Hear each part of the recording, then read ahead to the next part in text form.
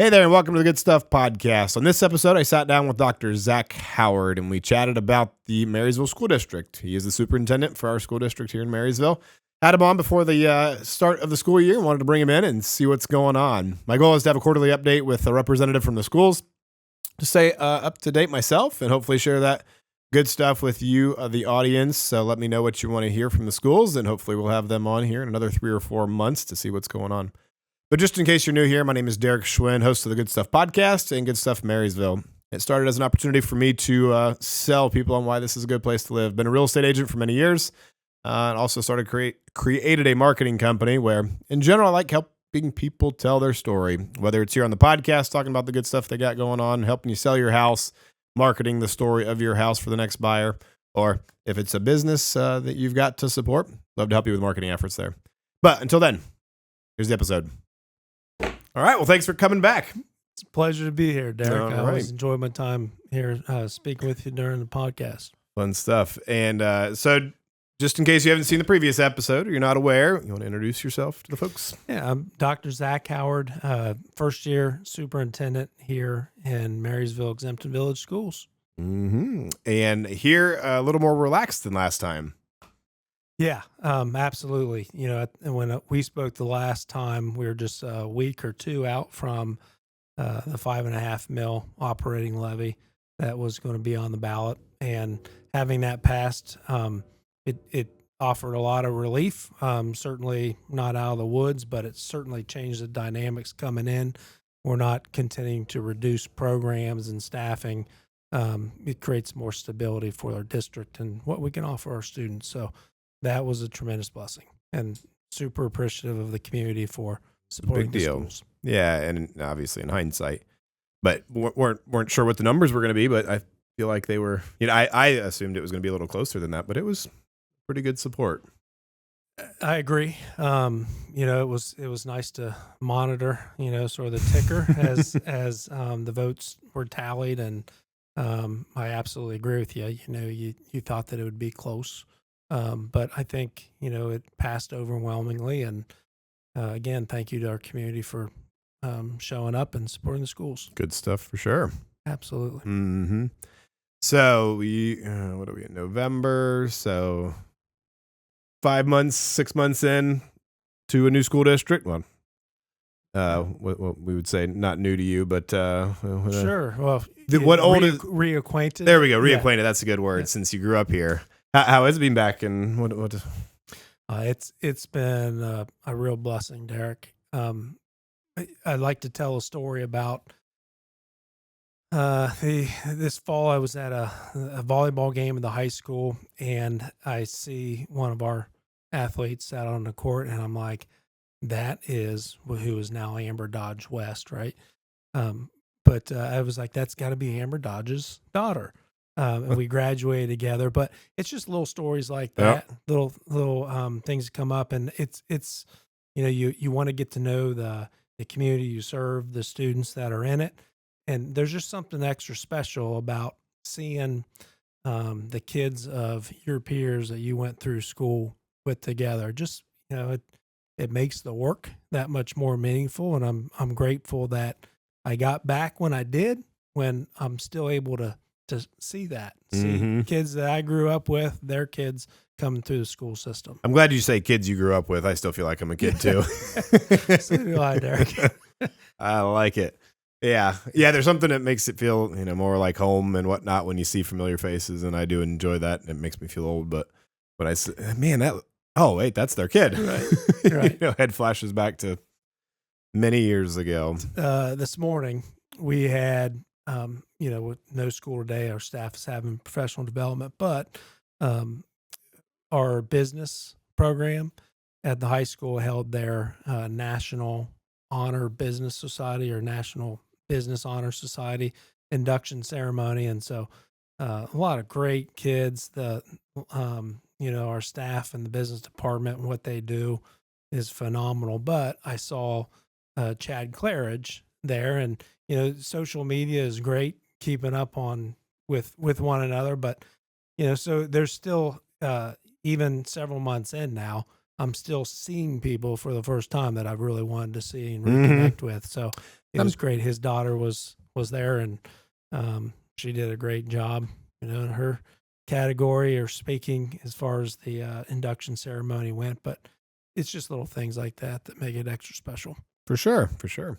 And you've moved back to town, so you got all of it in one spot, I guess. Yes, That's awesome. My wife and I initially we rented a condo just so we could quickly get reacclimated and get settled here, well ahead of the school year actually starting. But we recently found a residence, and so we moved, and so that is a blessing too. Reestablishing roots here, which is nice. For sure. So I've seen you pretty active, and I mean, all the way to, I forget where it was, going to National Convention for FFA. And so what are the things you've been involved in and seen that you've liked? Yeah. So, one of the things that I would venture to say I talked about, something that I'm really proud of, is creating opportunities for our students. Mm-hmm. I believe that there's a champion inside of everybody. They just need outlets. They need opportunities to shine in what they love to do. And it's up to us to support them and help nurture that.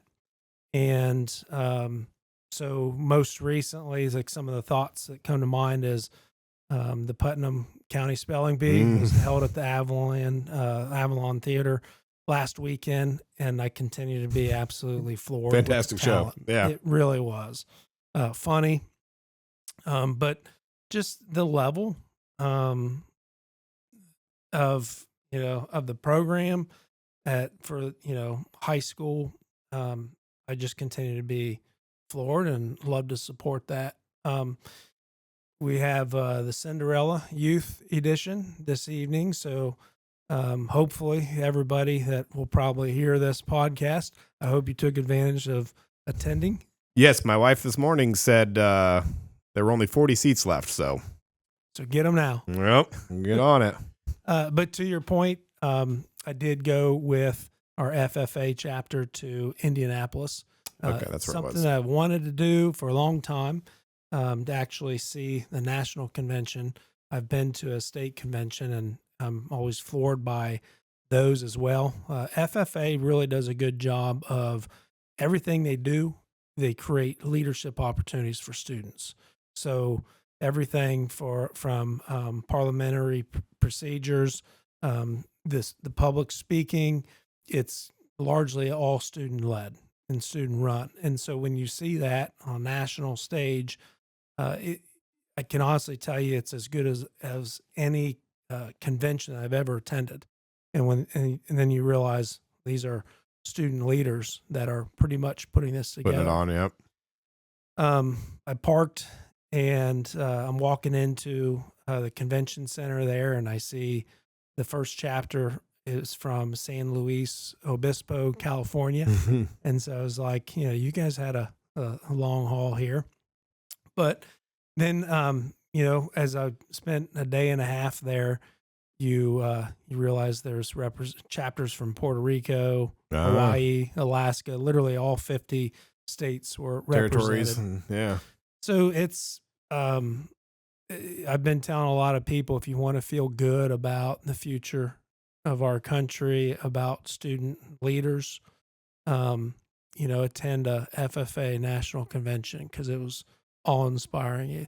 You look around, like I really wish I was wearing my blue jacket, because you look around and you see, 70,000 students all proudly representing their chapters, but maybe even more important, they know that they're a part of something that's bigger than themselves, even bigger than their schools. They're part of a national FFA organization. And so it was all inspiring, really impressed and grateful to see it.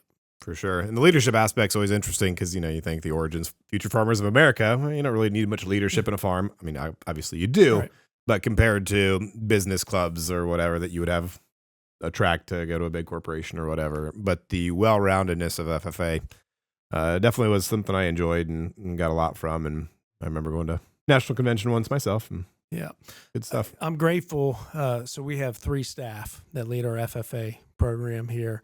And I think our our staff and FFA, I would, I'm probably biased as superintendent here in Marysville, but Hopefully. I put them up against anybody. They do such a great job, and they get kids interested in it early.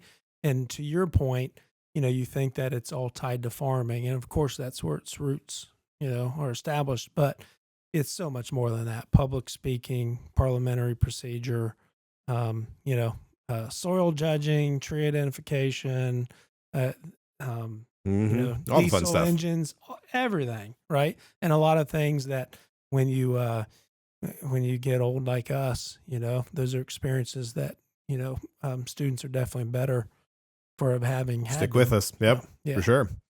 All right, what about the sports side of the school district? That's one I don't keep up with. Yeah. So, How's that going? Sports going great. It was great to spend a lot of time at the Impact Stadium.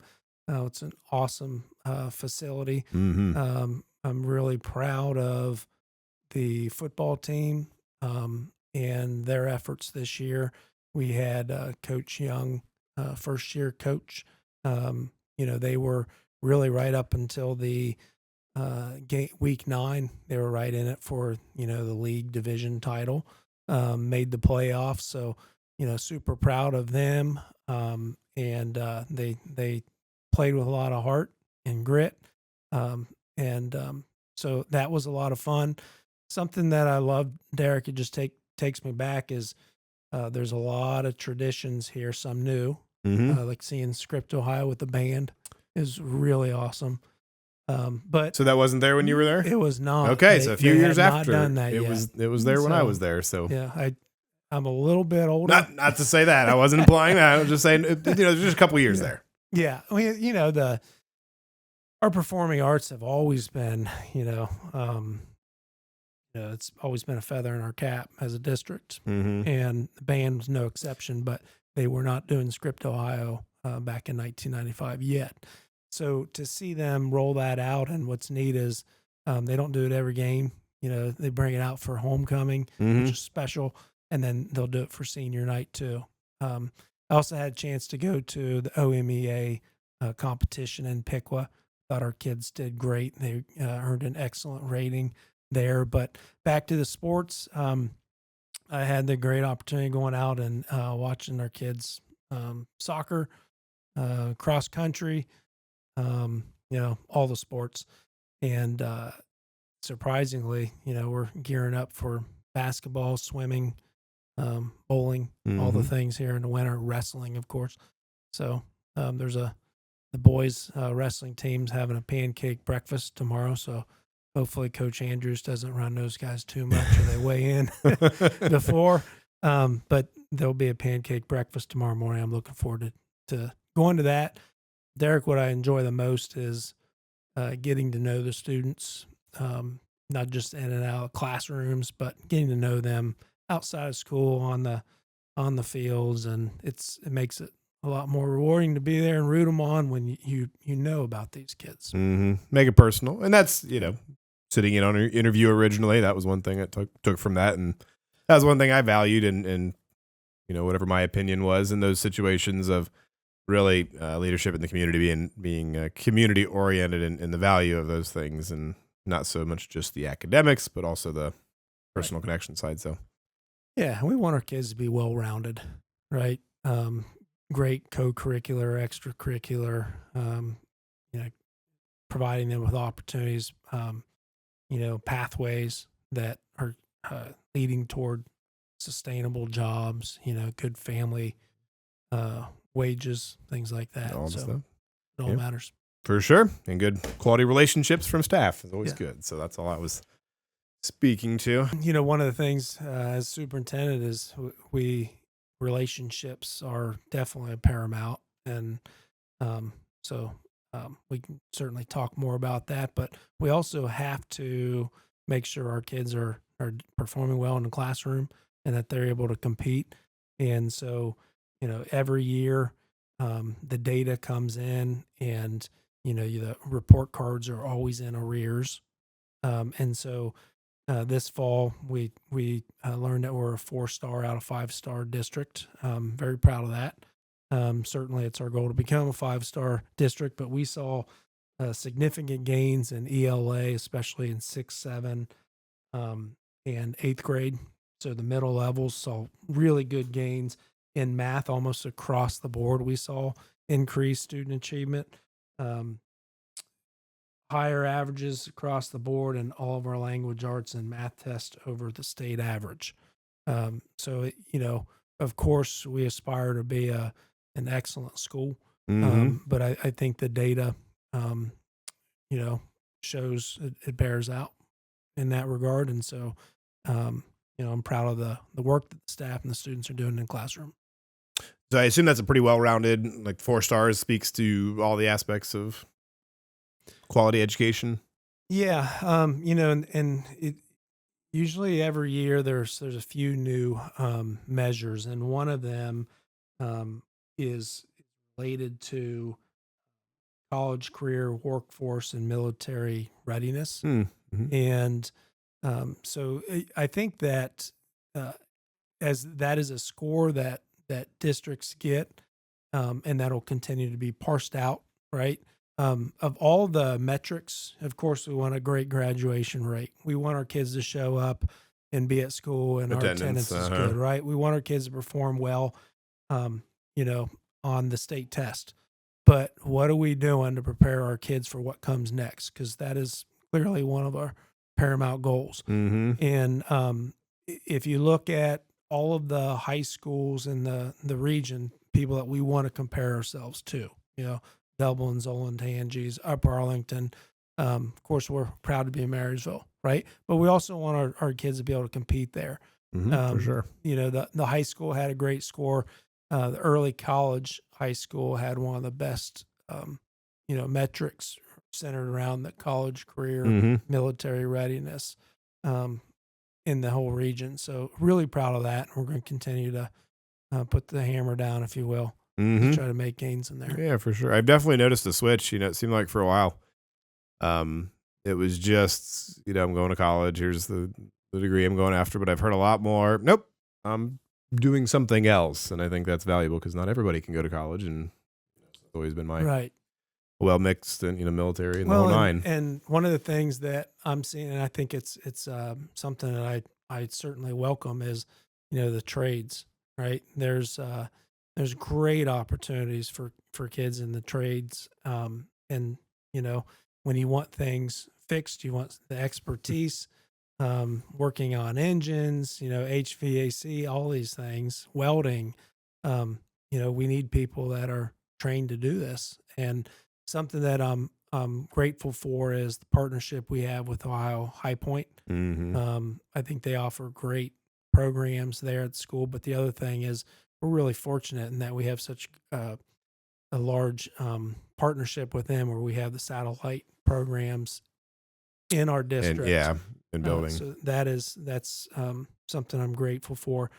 Kind of along those lines with pathways, we have a digital media pathway at the high school, and I'm really excited for that, Derek. And one in particular is looking at establishing a game day experience.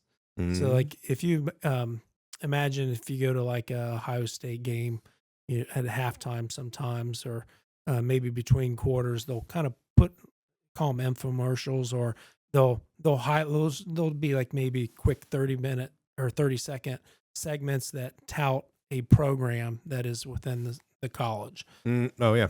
And so what we're looking to do is to, as part of one of our courses in digital media, is creating like a game day experiences production. So if you, if you are at one of the winter games in the gym this year, or wrestling meet, I'm really hopeful that we'll have some content that we could show on the scoreboard. It gives kids, I think, authentic experience. But as you know, it's a great way to communicate. It's kind of what we're doing here. It's a great experience. So if you want to partner with us, Derek, and share your expertise, I was just locking that in the back of my brain to talk about after. Yeah, that sounds cool. Great. Yeah, one of the students might be the intern that's helping me out. That'd be great. For the podcast, so even better. Awesome. Good stuff. Yeah. Very cool. So one of the questions or things that were bouncing around in my head, I've been thrown off by the new STEAM acronym. STEAM. Oh, so arts have been thrown in there. Yes. Yeah. So I don't know. Is there anything to explain there? I mean, is that a fairly recent addition, or it seems like it's? I think it's been around for a long time. Acronyms. No profession loves acronyms more than education. Yeah. Alphabet soup. And so, for the longest time, it was all about STEM. But we have to recognize, hey, the arts deserve their rightful place in the equation too. And so you are correct. STEM is probably widely used. I would say in most cases it's not because they're trying to slight the arts. Yeah, no, I would know. But we probably would be better served calling it early college STEAM high school. Mm-hmm. Yeah, going from can't forget the arts. Yep, for sure. Yeah, I've just heard STEAM a few times, and yeah. Definitely good to add those things. And especially with pedigree or whatever you want to call it here in Marysville, that we've got such a good arts scene for the community, size of the community and what we are. It's doing well, so good thing to support. It's one of the things I'm looking forward to, as well as the choir, show choir. Mm-hmm.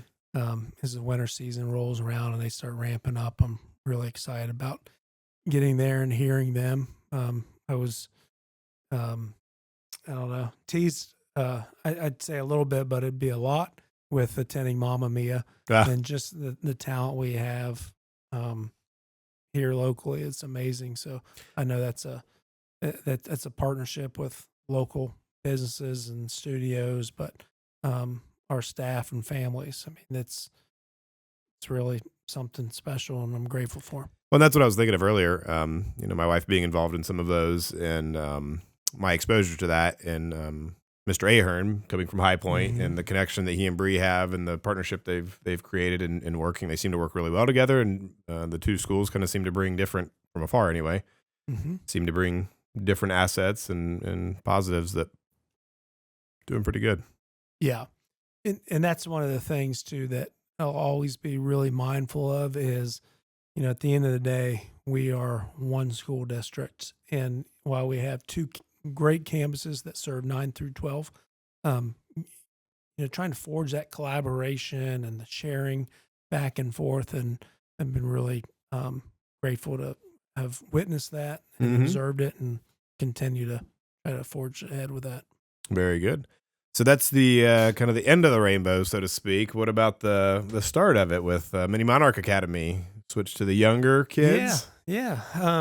It's been a great start so far. I'm thankful that for the most part we were able to maintain the staff that was already there at the Harold Lewis School, and now bringing them into our Monarch family as MEVSD employees. And so that's been pretty seamless. There is, there's a lot that goes into taking a building that has been offline, if you will, and bringing it in-house. And so we really had to ramp up pretty quickly. Our kids are receiving great instruction there. Personally, I love going into those classrooms. I love the kindergarten classrooms. I think part of it is just having been a secondary teacher teaching biology, started my career. It's so much fun to get into the elementaries with the littles. But one of the things that I need to shout out is our technology team, because you have to integrate the phones, you have to integrate the internet, safety and security, security cameras, all that stuff.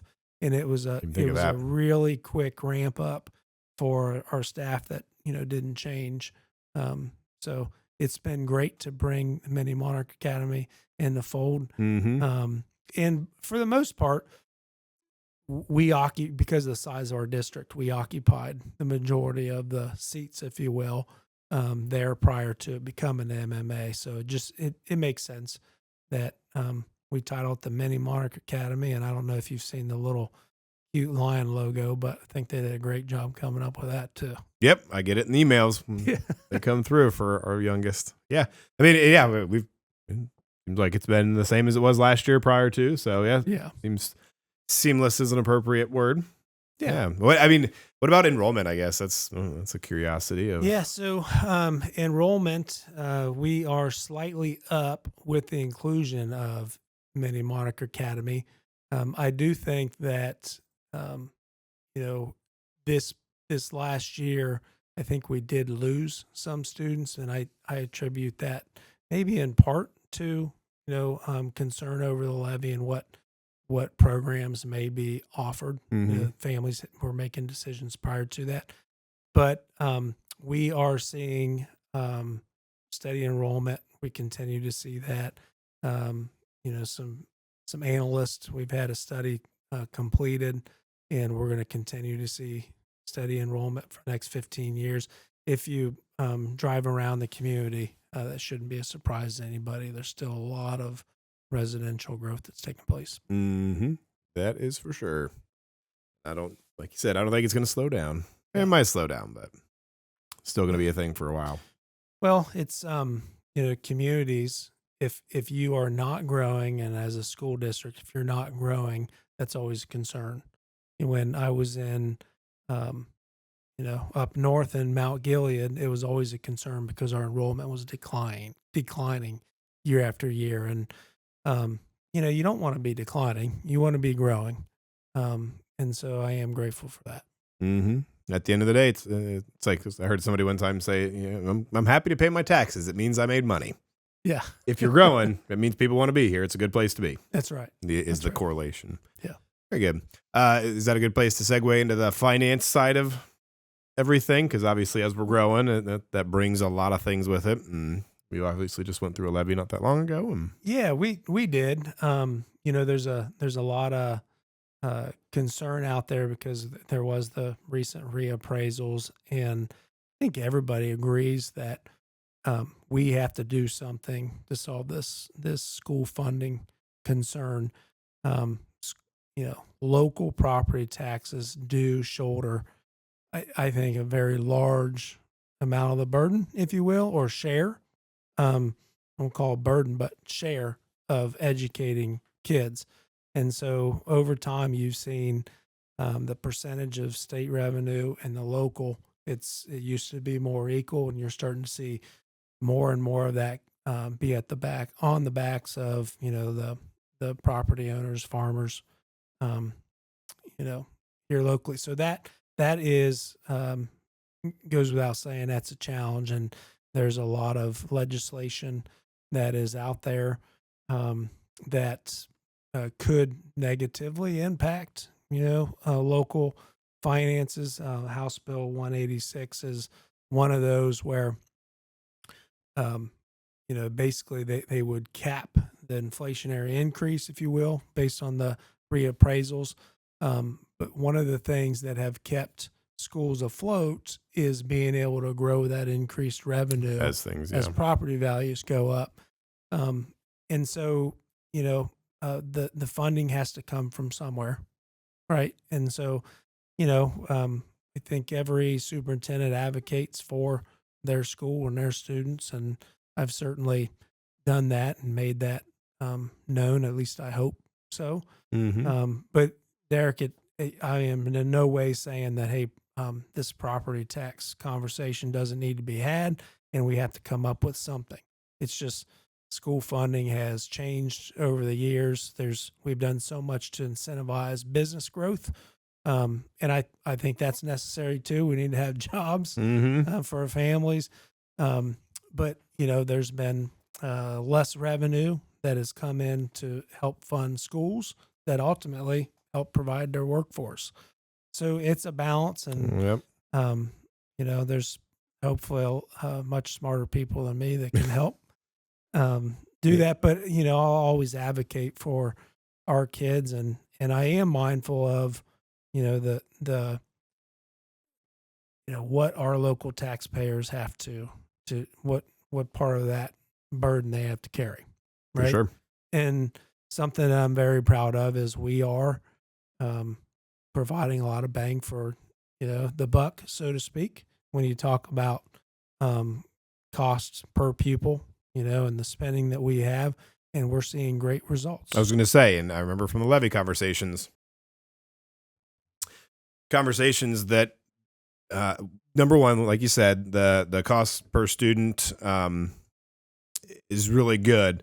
But to me, the biggest part of that is the results that came from it really speak to the efficiency of, okay, might not be spending a lot. I mean, it seems like a lot, obviously. Right. But the results really are impressive. Yeah. And, I would probably have trouble. I would. I'd have trouble sleeping at night as a superintendent if we had great results, but our spending was through the roof too. You want that balance. You want to be efficient. But one of the things that I am very proud of is that we're very high in student achievement, especially when you look at cost per pupil funding. But we are, about $2,000 less per pupil funding than the state average. And so can you imagine what we could do with an extra $2,000 per student? Per student, yeah. There are some districts out there that are able to do some things like, no pay to participate. Mm-hmm. I would love to do that. I wish every kid that was not a concern or a burden for families. If you wanted to play or be a part of something, you were able to do that. Creating opportunities for kids. I'd love to be able to do that. Being able to offer free admission to events. That would be great. We want our school community to be there at the events, but it's all part of funding and revenue generating too. So, yep. At the end of the day, as you said, balance is important. But when it's such a complicated, yeah. Can I share something really positive? Love to. So there was here recently, and kudos to our treasurer as well. So he has had our bonds for the levy bond evaluated, and so that's going to be repackaged, and it's going to save the district $1.2 million. And so that's a direct savings, to the taxpayers. And so, I think it's part of fiscal responsibility. Good stewardship, yeah. Yeah, and just making sure that we're not paying higher rates than what we need to. And the timing is really important too. So grateful for that because it'll save us, these bonds will be paid off by 2029, but it'll save us $1.2 million in the process. So that's pretty significant. I was going to say, that sounds like it's me. Right. So is there a perspective I'm losing the word. Will there be a levy in the near future? Is that something? Yeah. Plans for it, I should ask. There is, yeah. And with the growth that we're seeing, you always have to continue to look at your facilities. And, after our students and staff, they're our best assets, right? They're expensive. And we need to make sure that we're protecting those assets. Oh, and you kind of need them. And we have to have space. Sometimes I hear people comment of like, they spend so much on staff and buildings. Yeah. What else is there? Yeah. Yeah. And so there was an audit that was done of our facilities, and that took place largely last year before I got here. But the findings suggest that Raymond Elementary needs to, portion of the building needs to be demoed, needs to be renovated, and there needs to be an addition to it. In addition to that, we also could benefit greatly if we had a smaller bus garage out there at Raymond. It would make us more efficient. Mm-hmm. And then, so that would be one major component. Another one would be Edgewood Elementary. The state looks at the cost of renovation versus replacing. And so the state would deem that, that they're not going to support us by putting money into renovating, that building of that age. So it would allow us to put a new Edgewood Elementary on the same site, but we would, have to demo the current building. Sounds like a 5 points challenge of breaks my heart a little bit because I am a proud Edgewood alum. Well, and that's a cool building. It's building. And that's the challenge these days is to do what we want to do these days, those older buildings and construction. Yeah. So there's that. And then a big one here too would be with the growth, we would need a new middle school building. And so we would add a second middle school building, and we have the space at the Bunsold property currently.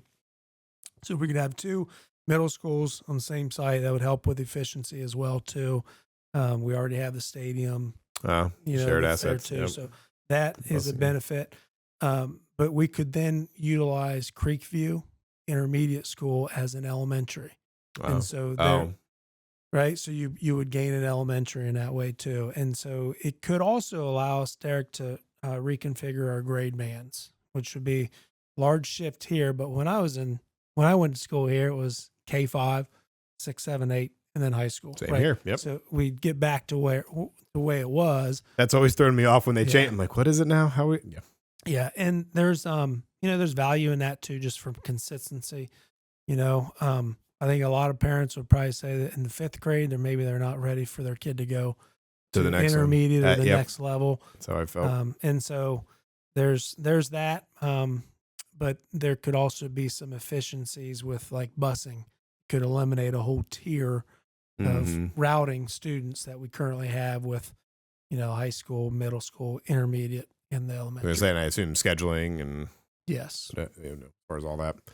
Very interesting. So just to expand on that then too, we would need to go back on the ballot, and it would be language that, hey, we're not going to increase taxes. So maintain the same level of taxes. We could, we believe we're in the early stages using permanent improvement funds to engage with an architect to make sure that we can accomplish what it is that we would need to, but we could go on the ballot as early as 2027 or 2028, that time frame. And again, it would, the message would be there's additional taxes, right? But it's not an increase. And this could get us through at least the next 15 years where we see steady growth coming. So help me with that. I feel like I'm missing something. So there no increase, but new taxes. Yeah. So it would just stay the same, right? Because so the amount would stay the same. Yeah. But the money would go different places. So when the breakdown? When our taxpayers when they approved the bond levy for buildings in the past, those are about to be paid off. Okay, so those roll over. Okay. And so rather than letting those lapse, we know that we need to update some buildings, and we need some new buildings, right? Gotcha. And so the message would be, approve this bond levy. Keep going at the same rate is where we've been. Is where we're at. Gotcha. Okay. Yeah. Sometimes I try to ask the dumb questions because I hear things that I appreciate that. Sound like we want to be clear about when we say, wait a minute, how could that not be, additional taxes? It would be maintained the same. Gotcha. Yep. That makes total sense. So what about moving? So that's moving forward. Thanks for answering that. I had seen an article about that, talking about the new schools and whatnot. One interesting thing, and I guess I'll ask if it's the same. Almost 20 years ago, when we built, was it Bunsold back then? Renovating the old middle school, and I think it was bringing on Bunsold. Anyway, it was just before 08, I guess, and there was this build, crash, and then building sat empty, and that was a heartburn for some folks. Sure. I just remember hearing that the time, as I guess what I'm saying is we're kind of at the same spot. We're growing. We need more buildings. Right. And one of the factors in that I thought was interesting, and I've shared with people, is from the time you say, hey, we need this, right? It's about a 7-year process to go through all of this stuff. Yeah. And everybody's living in 2025. Things change fast. So just because you need it now doesn't mean you're going to need it in 5 years. And so it's just a slow and steady process. Yeah, and that's a good point. And or at least it was, not to say it still is. Yeah, and most recently, I think it was at was an October board meeting. We maybe even September, but we talked about the facilities in that study, and tried to vet that out and help people realize just what you're saying is, it is about a 6-year process. If things work just the way they need to, and so you have to be forward thinking. Otherwise, you're putting students in modulars, which is always a failing financial place to be, because they're depreciating. I was going to assets. say more of a liability than a right. asset. Gotcha. Yeah. Well, I mean, and I think lesson learned from what happened then is we still continue to grow. So right, might be a slowdown, but it'll get there. So anything else looking forward anything to look forward to? Exciting, upcoming. I mean, you mentioned some upcoming shows and things you're looking forward to. Any other things to have you back next quarter and tell us how things went? Well, I'd always love to come back, Derek. Just this is awesome opportunity to share some of the exciting, cool things. It's like I said, that's the goal is just to bring some leadership in every once in a while. And had Terry Emery in a couple weeks ago, and he said, hey, next time I'll bring the police chief or fire, or so if other representatives from the school. I think trying to have better conversations more often with the community to help share whatever good stuff going on. So one of the things that I will share, and it is I think pretty public right now. There's the data center conversation that is going on from the school standpoint. It's one of those businesses that do not impact the school by virtue of, say, as a residential development where you're bringing in students, and it impacts the staffing and the building and the classroom space and all that. So that could be a pretty good incentive package for the school that could help offset the loss of some of this property tax or state revenue that we would get, but it could help shoulder the burden. In the early 2000s, there was a lot of business revenue that supported schools, and this could be a good way to get back to that, offset, some of that burden that the local taxpayers are paying with property tax. So there's that. But something I'm really excited about is we've got a robotics and engineering team. And so, when you bring in entities like this, there's always an opportunity to hopefully collaborate with engineers and, create relevant, authentic experiences about, what, we talk about engineering, coding, all this stuff, it goes hand in hand. Something else that I think we have to talk about is the inclusion of artificial intelligence and putting up guardrails so that way it's not, downloading ChatGPT on your phone. And but yet, how can we utilize it to further personalize instruction? And so we're really studying that hard right now. At the upcoming board meeting, we'll be giving a presentation, to the board, and I hope the community has the opportunity to see it, because we have to address that. Stay up to date on what's going on. Yeah, it's right. it's.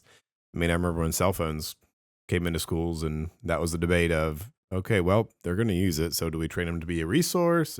Right. Yeah. I didn't even think about AI. Speaking of board meetings, you got some new board members, or I don't know if it's official yet. Yeah, it is. Yeah. Or I guess, are they on now, or is it the end of the year? What's the term? It's at the end of the calendar year. So Nan Savage, she will be off in January, as well as Dick Smith.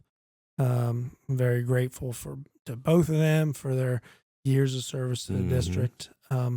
The Board of Education hires the treasurer and the superintendent. And so I'll forever be grateful to them, because I love having the opportunity to come home and serve. So thank you, Nan. Thank you, Dick. And then really excited to welcome Tanya Mabry and Leanne Shepard to the board. And so they will begin their tenure in January. Very good. It's good to get new folks that are passionate about serving the community. Absolutely. For sure. Well, you got anything else to share with folks?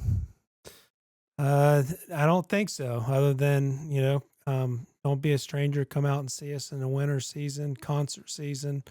All the stuff. And please say hi when you're out there. If we haven't met, feel free to introduce yourself. Love to make a connection with them. Awesome. Well, thanks for joining me again. Like Thank you, Derek. Welcome back anytime. Thank you, sir.